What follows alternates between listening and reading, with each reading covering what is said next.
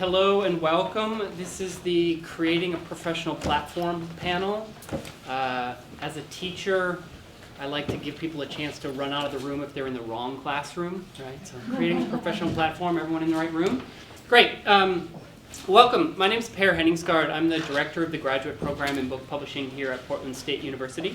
And I am really excited to be joined by our panelists. As you may have noticed if you count and look at the program, we're actually missing one panelist. Mary Bisbee-Beek, who's a really fabulous publicist, is unable to be with us today. She is down with the flu that seems to be making its rounds in Portland right now. So she's not here, but we have three great panelists here who are going to be able to answer all of our questions and really help us wrap our heads around what it means for an author to create a professional platform for himself or for herself. I'd like to ask our panelists now to introduce themselves, as I think they can do their own biographies more justice than I can. So let's start with Liz. I'm Liz Crain. I work at Hawthorne Books, and I've been there for 6 years as publicity director, and I also am an editor there. I moved to Portland in 2002. I also write about food, so I co-authored the Toro Bravo cookbook with McSweeney's, and then I also wrote Food Lover's Guide to Portland, and we just came out at Hawthorne with the second edition of that. So I got to be a Hawthorne author and be my own paid publicist, which is pretty fun. I like doing that. I also co-organize the Portland Fermentation Festival every year with a group of friends. Yeah, I think that's a good enough bio. That's what I do. Yeah. Did you pay yourself, by the way? I paid myself to be here today. That's how I get out of bed in the morning. Just leave a $1 there. Oh, thank you. So I'm John Mutter. I'm co-founder and editor-in-chief of Shelf Awareness, which has two main parts. We have a daily email newsletter for the book trade, and we've been doing that for almost 10 years. And then we also have a consumer version of Shelf Awareness, which comes out twice a week. We have about 25 book reviews in it. We also have author interviews, a little essay, and that's for consumers, and we have about 300,000 subscribers for that, and a lot of those are through independent bookstores that we partner with, and we have about 90 partners, and they send out Shelf Awareness for readers as a kind of co-branded edition. So it says Shelf Awareness, and it'll say the bookstore name, and they can customize a little bit of it, but it's mainly what we contribute. And then before that, I worked at Publishers Weekly for over 20 years, and if any of you are around, make it to the end of the day. I'm giving a speech, and I'll go into some detail about my background in the business. But I was hired as a news editor, an assistant news editor. But I was also then a paperback review editor, and then for the last half of my time there, I covered book selling, which included wholesaling and distribution. So I have not done publicity so much, but I've been on the receiving end of a lot of publicity. So that's my perspective. Hey everybody, my name is Paul Martone. I'm a fiction writer and the executive director of Late Night Library. Late Night Library is a nonprofit headquartered in Portland, Oregon, and also located in Brooklyn, New York. Our mission is to sustain book culture, promote literature in schools and communities, and to support a diverse array of writers early in their careers. And we have 4 different programs. Our late night media programming revolves around podcasts and blog columns. We record out of studios here in Portland and in Brooklyn. And one of our shows is called Late Night Debut. Two published authors talk about a debut book in a casual, analytical way. And then we have a pretty chill conversation with the author of the book, him or herself.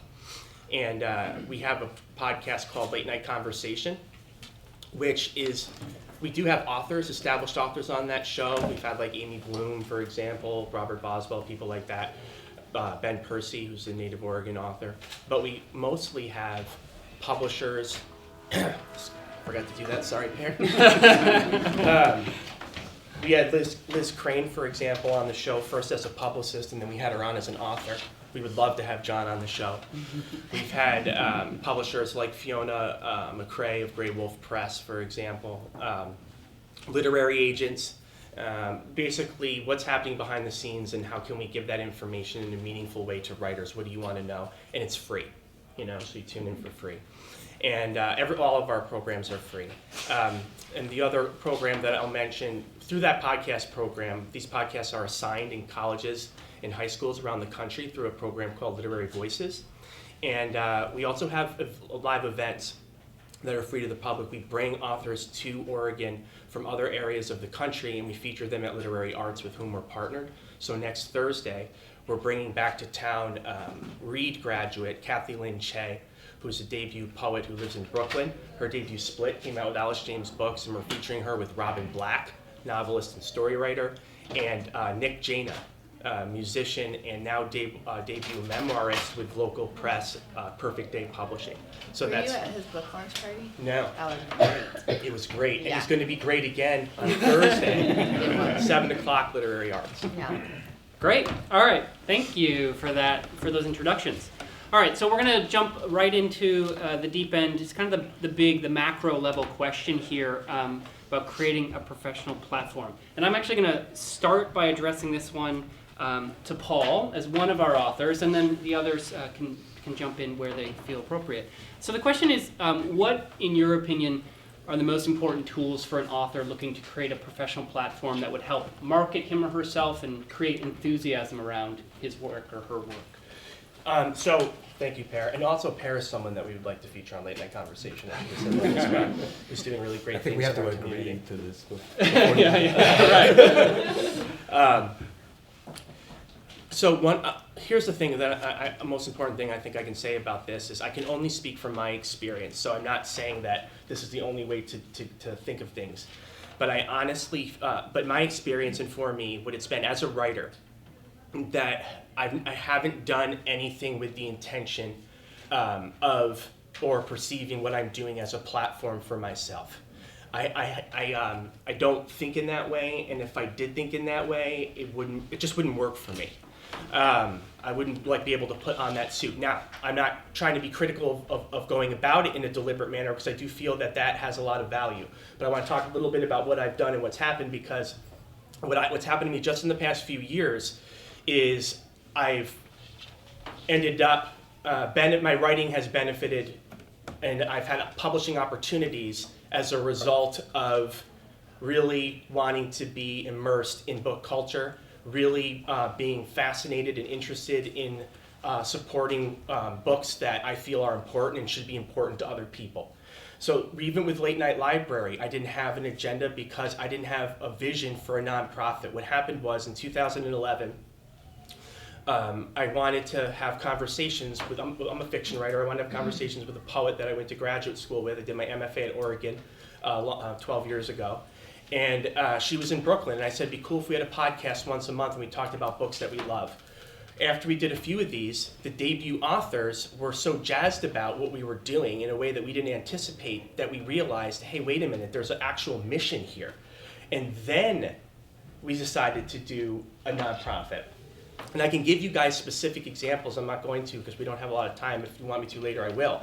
In which I've received publishing opportunities as a result that just emerged because people were like, hey, we're interested in this and we want to know if you can do it, without me asking for anything or trying to get something from somebody. It's just kind of happened.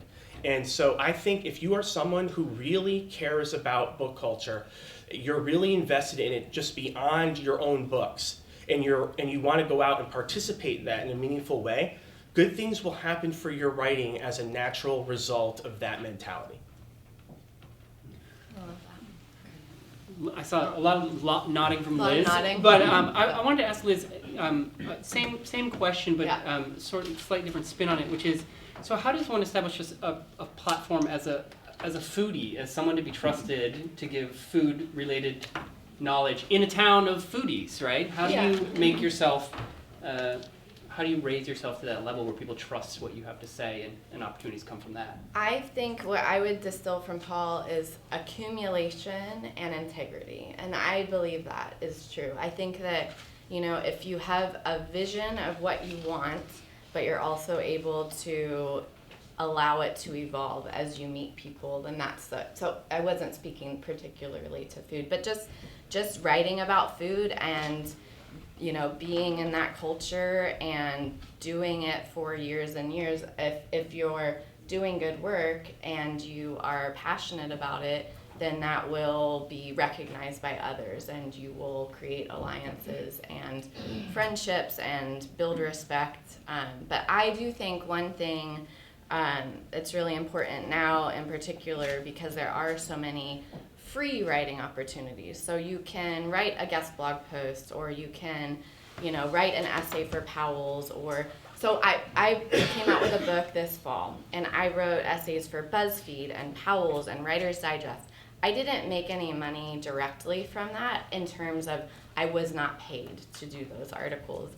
But if you always put your heart into it, and I believe in the audience that those publications bring, then your byline, you get an accumulation of work that I just think it's important to not say yes to anything unless you're going to do the best job that you can do, and if you believe in it. So if you do that over and over, then you develop a name for yourself, and I think that's your platform, just doing good work. And but I've had that happen at Hawthorne, where I'm publicist, where we'll have an author who kind of bites off more than she can chew. So I'll try and set up all of these, you know, media hits, so whether it's print, radio, TV, what have you, and we kind of want to have as much buzz around the first couple weeks that a book comes out as possible, and then really the first couple months are most important. And so you set up, you know, a lot of talking about free content, guest essays, blog posts for them, and what in a perfect scenario, all of these are done with great care and skill and thoughtfulness. But, you know, an author gets really busy, and then something just gets sort of rattled off, and then you see it come through your email, and you look at, oh, that's going to be on the Powell's website? Well, that's terrible, because yes, you didn't get paid, and yes, you're not getting sleep, but that your name is attached to it, so don't do it if you know. So that's a good problem to have, right? Like too much work. But I think that what I would distill from, you know, Paul was integrity and accumulation, and I think it's important to always do your best work. Don't say yes if you can't do your best. Yeah. So I think a platform in several definitions, and one, a platform is kind of a buzzword in publishing, you know, for editors and salespeople and publishing houses like authors who have platforms, and they're seeing platforms as essentially an audience that authors can bring who will buy the books. Also, I mean, so that's very important. Anybody who has a built-in, I think they call it a built-in platform, is more attractive than somebody who doesn't have that. And sometimes it goes to sort of absurd lengths where, you know, obviously celebrities and, you know, anybody who's like a film star or a singer, you know, they have built-in platforms, and so of course they get very easy for them to publish books that are written by other people in many cases. But then also just platforms in the sense of like websites. I know from the industry point of view, and just in the day-to-day work that I do, and some of the other people at Shelf Awareness, like the reviewers, we want to, if there's some author we don't know about, we want to have an easy place to go and find out about them. So a simple informational website is really fantastic to have. I don't know how many times I'm writing some story and somebody makes a reference to I don't know, maybe it's a new publisher and they have this author they're going to publish their book and they're really high on the book. And I don't know anything about it or the person. So if I go and find a website where they have all this information, like every contribution to BuzzFeed or Huffington Post or a local newspaper that you know, an author has done, it's all collected there. There's a bio. And often these are people who haven't even published a book yet. It's sort of preparatory. But also then authors who have published, you know, to keep some stuff like that up to date, you know, collect all the books they publish, what they're about, any link to their blog, all that. It's really, I think it's very important. I say one more Yeah. thing really Yeah, quick? absolutely. How many writers do we have in here? Most of you guys are writers? Okay. So I just want to add this to it to pick up on the definition of platform is, you know how when you're drafting, you know, instead of taking a concept and really trying to like force it on the draft, you draft and then you see things emerge that you didn't necessarily intend and then you work with those things. You know, as writers, that's just such a wonderful part of the process, I think. I feel it's similar with a platform. Like you put yourself out there and you invest yourself in the culture and then things emerge from it that you didn't intend and then you have it, because I don't want to say, hope I'm not coming across like you should be the Mother Teresa of book culture and you should be totally selfless. That's not what I'm trying to say. But what you'll find is that things will happen that you didn't intend, just as they do in your writing, and then that will lead to fruitful opportunities. Thank you. That's all been great advice. The one very specific tool that's been mentioned in building a platform is an author website, which I would wholeheartedly endorse as well. It's a really important thing to have. If we push beyond that and we start talking about social media, so if we start talking about Facebook and Twitter and YouTube and Instagram and Pinterest and so on, do you have any advice to offer to authors about where they might focus their efforts if they're looking to get the greatest return on investment of time? So is there a social media tool or platform that you see as being the most productive use of an author's time? Is Twitter great for authors or Facebook great for authors? Or should they really be everywhere? I could answer that. I could start.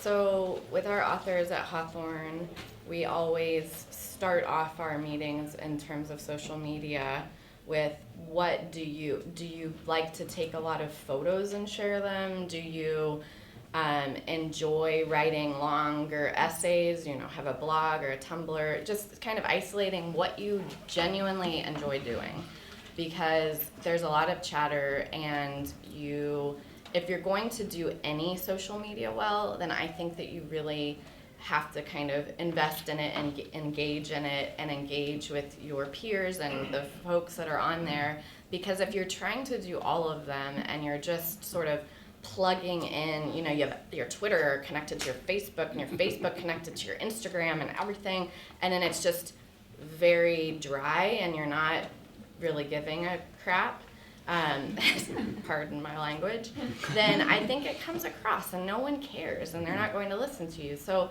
kind of isolate whether you're more visual, so more of an Instagram, Facebook kind of person, or whether you just want this kind of pithy news feed of Twitter, and then do it. And maybe, if you want to do all of them, then that's fine. I think it's exhausting, but I like to just do Twitter primarily, and then Facebook is more for friends and people that I have met personally. That's just the way I do it, but everyone's different.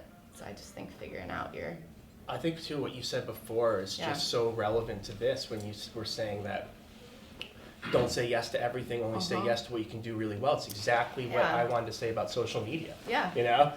Because if like Liz was saying, if you think about what you love, whether it's photos or text, and you find that platform and you do it really well, that's going to help. I mean, the reality is, and most of us know this, that if you're a celebrity author, you post something, you're probably going to get a lot more likes and shares, like regardless of like how brilliant it is.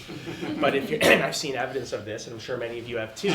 But another thing about social media I think that can be problematic is the way it affects us psychologically, right? So you don't want to fall into the trap of getting depressed by the posts that are out there, or why am I not having the success that this other person is having, or that kind of thing, that kind of trap that can occur. So I would say just to add to what Liz already said, which I think is the main point, is think about how your use of social media is affecting you and how it's affecting your writing.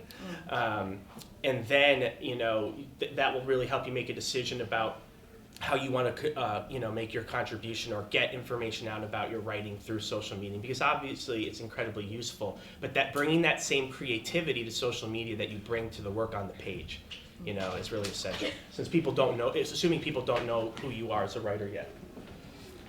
Also, I think it depends on who your audience is, essentially. At Shelf Awareness, our managing editor loves Twitter, and she does most of our tweets and does a really great job at it. And I kind of stick on Facebook, and we don't really do much else. We don't, we don't get on Instagram. I mean, we're prose oriented, so Yeah. our pictures are kind of lame sometimes by comparison. And I think, like, I know that there's a lot of like booksellers, and sort of it's maybe graded by age. Like the older booksellers are really active on Facebook, and the younger ones tend to tweet more. And there's a lot of stuff that goes on in social media among booksellers, which is really important. And authors do get involved in those conversations sometimes, and it can be really good for authors. And publishers too. I think I'm more clued into some of the New York publishers, and they're more Facebook kind of people, although the wise asses tend to go to Twitter. Twitter's more entertaining. Some of the tweets are very entertaining compared to what people post on Facebook. But I know that some of the news tips that we get come out of Facebook, from publishing houses, from authors, from bookstores. So it's become kind of an important, like in the mornings, we send out Shelf Awareness, the daily edition, by 8 o'clock Eastern time. And I do live on the East Coast, so it's not a superhuman feat. I get up early and I check a whole bunch of things to see if there's any news that's come in overnight. And I always check Facebook. And every couple of days I'll find something big there. So I think to have some kind of presence that's manageable and makes sense is good. But yeah, I wouldn't. I've seen some people who, they just try to spread themselves. They try to go everywhere and they wind up spreading themselves thin, and then people don't really pay much attention to what they do, and then it's a waste of time for everybody. Thank you. So following on from a conversation about social media, I want to talk about something that's a little bit more retro. Can we talk about email? Email? That's so old-fashioned. But it has been said, or I've heard it said, that email lists are really actually king when it comes to promoting books. And so I was wondering if our panelists could maybe say something about ways to grow an email list, and maybe John, if you want to start, because I know you have a massive email list. So from your experience and also what you've seen others in the industry do to build email lists as a promotional tool for authors and publishers. Well, in our case, most of our growth has been by word of mouth. We never really did any marketing.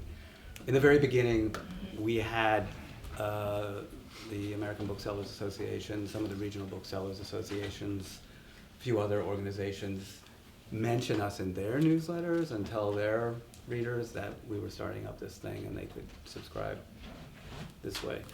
But so it's probably not very helpful, but so word of mouth is really important.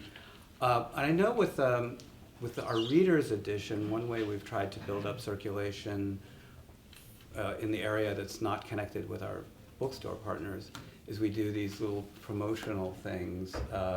Sometimes with the help of publishers, and sometimes we do it on our own, and we'll have little giveaways, and it's stuff like, you can win a signed copy of the next Neil Gaiman novel before anybody else if you sign up have a couple friends sign up who you think would like Shelf Awareness. I mean, we do try not to make it totally mercenary, but so that's an important thing. And I know publishers who are getting more and more interested in reaching consumers directly and want email addresses are doing similar kind of little sort of promotional things like that, gifties.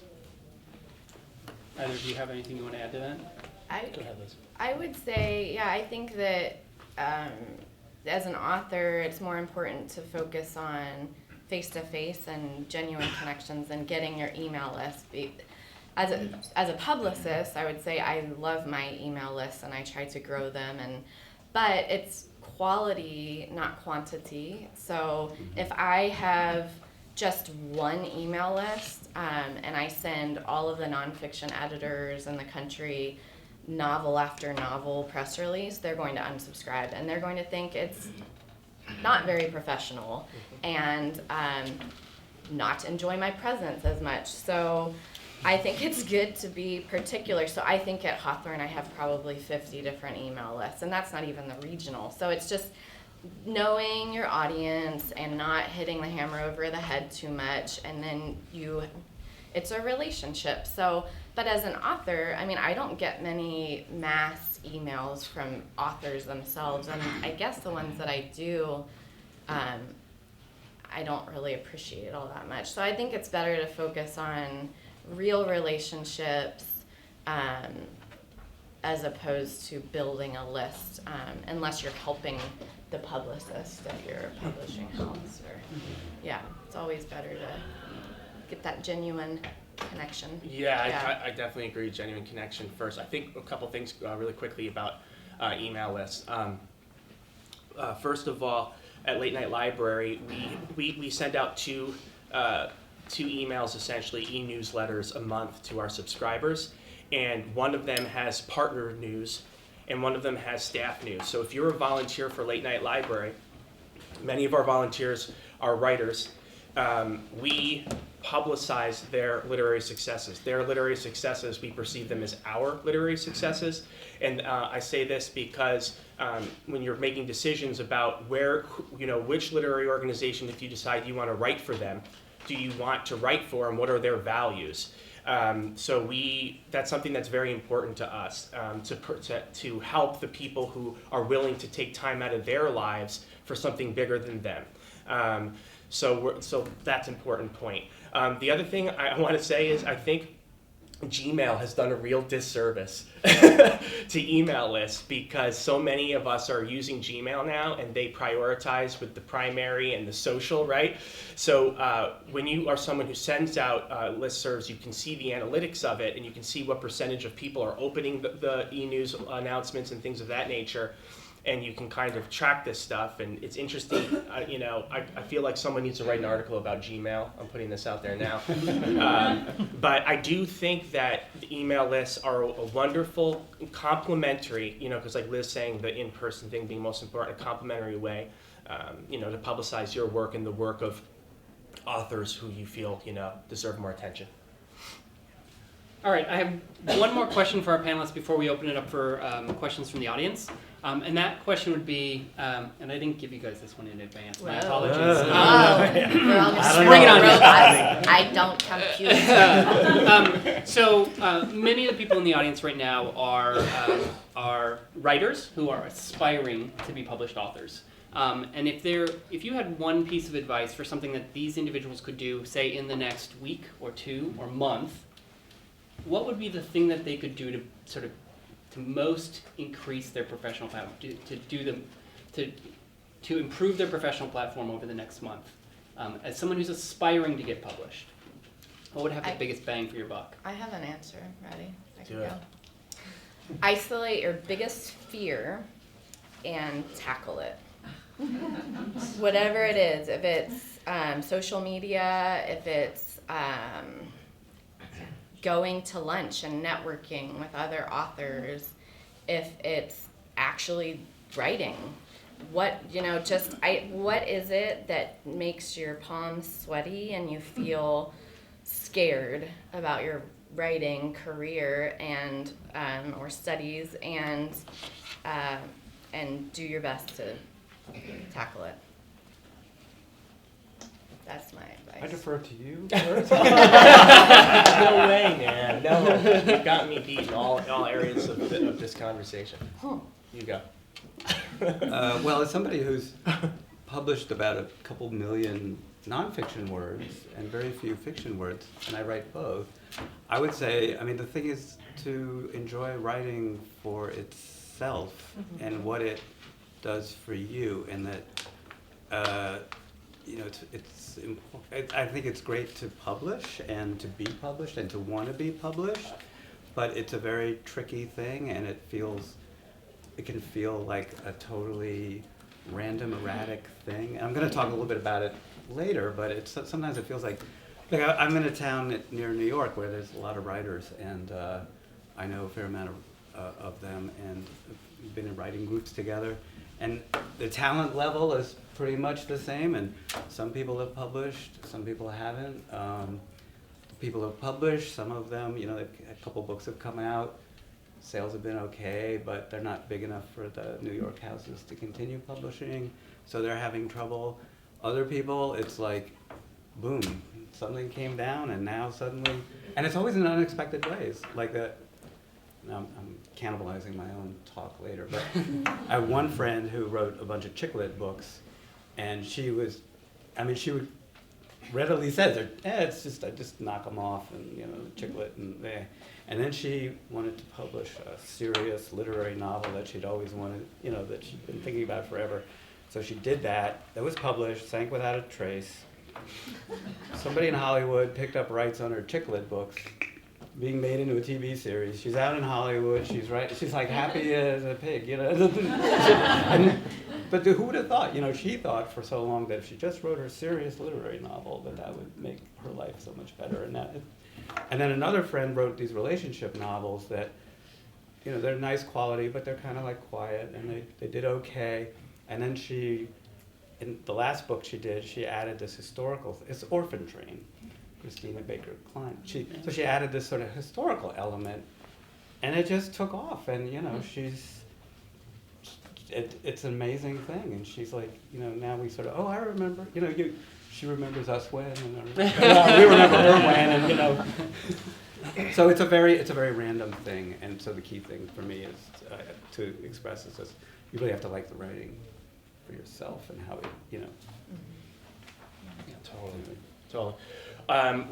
When Lori Liss, who is the vice president partner at Sterling Lord Literistic, one of the literary agencies that has like a really rich history, was on my show, she told me this story about when she was an assistant literary agent, and she was working on Friday and working late, and the phone rang, and she picked it up, and this guy was telling her about his manuscript, and she said, "I'm sorry, the agent that I represent isn't taking any manuscripts," and he said, "Well, can I tell you about it?" And she made a decision. It's a Friday, stay late at work, talk to this guy. They talk for an hour. He sends her the book. She falls in love with it. It was Robert James Waller. The book was The Bridges of Madison County. Okay, it became one of the best-selling books of the 20th century. She's telling me this story because my question was, what should literary assistants, be thinking about? But what I took out of that as a writer is, here's Robert James Waller calling an agency on the phone on a Friday afternoon. Oh, the agent doesn't want my manuscript? You're her assistant? Can I tell you about my book? Listen, you're not a sellout when you believe in your writing and you try to get it out there. So I would say the most important thing you can do is, one, believe in yourself and believe in your writing. Once you have gotten to the point that John was saying, because you're caring about that first and foremost. And then the other thing is, you can promote yourself without feeling dirty. You can find the way to do it that's best for you. You don't have to do it. If you think, these persons say I have to do this, this, and this. No. Find the way that works for you and, push it. Thank you for that. Yeah. One of the things I love about this conversation is the emphasis that there has been on person-to-person contact, right? Conversation, creating a professional platform is not merely about social media, and it's really important for us to recognize that. All right, time for questions from the audience. What's burning? I was wondering what you would say to bilingual writers navigating a mostly monolingual publishing world. Is there space for other languages? Yeah. Is there a particular language you're talking about? Spanish. Okay. Well, I think it's like, it's improved. It's not anywhere near where it should be, but it's better than it used to be. And I know that some of the big houses have Spanish language imprints, and there's some Spanish language publishers, like in Mexico and Madrid, and Spain, I guess Barcelona and Madrid, who are selling more into the U.S. And there's more bilingual bookstores and even Spanish language, or bookstores where Spanish language is the main language as opposed to English. And I'm just thinking there's a store in East Harlem in New York City that opened about 2 years ago, La Casa Azul, and they just got like a $150,000 grant from Chase Bank, and they're just going gangbusters. And I think the woman who's running that, Aurora, she's like inspired some other people who are opening stores like that. At the big houses, though, you really have to go to the specialty divisions. I know Atria at Simon & Schuster does some good Spanish language publishing that made that an important thing. And they're scattered around the big houses. There's imprints like that, or imprints that mainly do English language, but also have they'll have a Spanish language editor, and they'll do dual editions and things like that. So I hope that helps. I don't have anything. I think it's really important to be conscious of how your ethnic identity and unique experiences are a strength for your writing. And we've seen there's so many great examples of that, but then also to be aware, like locally, what's happening. For example, the Latino Writers Collective, which organizations prioritize diversity, which publishers, for example, Late Night Library works with publishers like Cave Canem in Brooklyn, where they exclusively publish African American poets. We work with publishers that exclusively publish writers of a particular sexual orientation. There are many of these are nonprofit publishers, but that distribute well. And so I think it's really important to know what those organizations are and to be in communication with them in various ways, not just to send them your manuscript, but perhaps also to contribute as a volunteer, etc. Yeah. Thank you. Other questions? This is about blogs. Two questions about blogs. So say that you started a blog 10, 15 years ago and you were just messing around because you like to write. And now you're really getting serious about it and you're looking back at your blog and some of the stuff that you see on your blog looks great and some of it just really looks like crap. Would it be to your advantage to shut down your blog because you're out there and publishers may go, or people that you want to impress may go to the blog and see the crappy part of your blog? Should you start over? Because essentially you're always evolving, right? And you're always going to be critical of your work. So when do you decide that, I just need to scrap this and come out with something fresh? I'll answer that one. Yeah. No one goes far back in your blog history. No one, it is searchable, but no one does. If it's coming up in search results, that's actually a good thing. Even if it's something you're not necessarily proud of. No one goes that far back. So you want to keep what audience you've already built, even if it's a small audience. You don't want to scrap it and start over. That's my advice to you.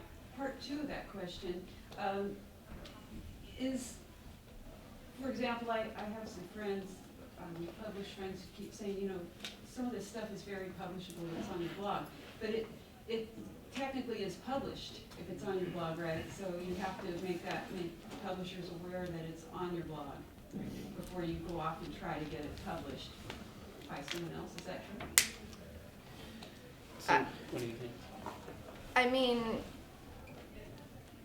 you're not going to publish blog posts, right? So it would be transforming the content into something else. So that's a good thing. And no, it wouldn't be there. I've never heard of a situation where, there would be some kind of infringement if you'd be infringing against yourself. So it's just like, it's your ideas and they should develop, and it's a good thing. It should all feed into your voice and what you care about. Yeah. Poetry?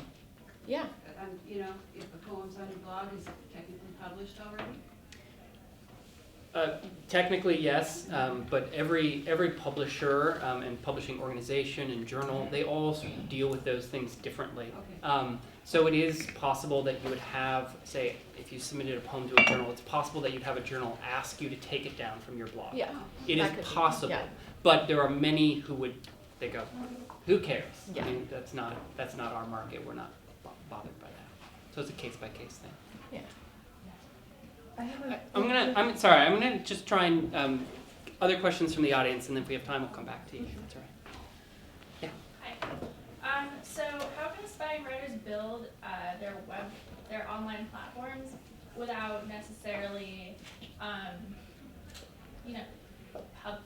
would want to publish my fiction on a blog. So am I just supposed to develop a cult of personality via Twitter, and like like submitting nonfiction pieces to BuzzFeed, for example, and then say I submit a manuscript to a publisher and say I have a great following, but it's just for my nonfiction works. It's my fiction is, I would prefer to have it published via traditional routes. I'm sorry, I don't know if I completely It was a understand the little question. confusing to me. Could you synthesize just the? Yeah. In terms of building your platform as a fiction writer, but unpublished. I was saying it's more difficult to get your fiction published than it is to get nonfiction, so you have more of that out there. Is that? Sorry. No, that's okay. So I'm an aspiring writer. Yeah. I'm unpublished. Yes. Say I have a Twitter following and a personal information website. But I have no credentials to post on that website. Mm-hmm. So how would I build a platform? Just focus on the writing, and then I think that if you're putting the cart before the horse, it's like if you focus too much on what something looks like, it starts to look like nothing. So I think you just keep doing what you're doing, and you can publish on your blog, and you can connect with people on your social media, and try to get published as well, and it'll all, develop on its own. That's what my advice would be. Yeah. I don't know. Yeah. Thank you. Yeah. In the back corner, yeah. I'm just following up on your comments earlier about doing what you like best, whether it's Twitter or Facebook. If you have a book that you've written, you want to get it out there, would you create like a separate Facebook page for that book, or would you just continue to promote it on your personal Facebook page, or is it a better idea to have two separate things, or have it all as one?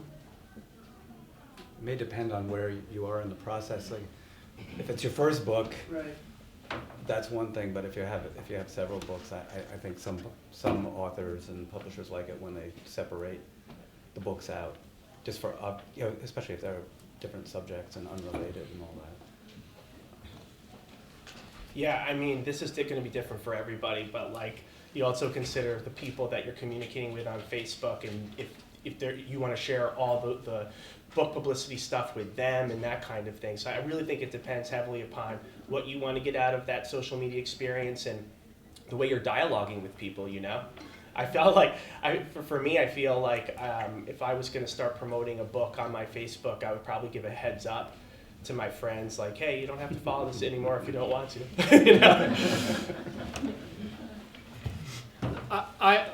I would add that, and this is really just jumping off John's point earlier, that if you are a writer who hopes to continue to write in a certain genre or for a specific kind of audience and to do multiple publications for that audience, then it's really advantageous to have an author Facebook profile rather than a book Facebook profile, because you'd be splitting your audience by book, which is not a good way to kind of build your audience. But then also have like an author Facebook page and a personal Facebook page. That's what I'm wondering.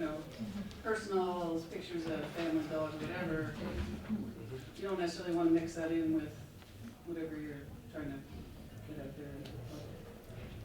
I think so. Some do, some don't. Yeah, some do, some don't. Depends, yeah. It's a tricky one because there are limitations to what a personal Facebook page can do, and there are limitations to what an author Facebook page can do. So there's a limitation on the number of friends you can have on a personal Facebook page. And so if you're lucky enough to build an audience to a certain point, they actually cut you off and say, sorry, no more friends. Start unfriending people if you want to add anyone else. Author Facebook pages, it's unlimited, but the spread of those posts is actually much more constrained. So Facebook actually doesn't send it out to nearly as many of the people who have liked your author Facebook page because they want you to pay to send it out to more people. Right.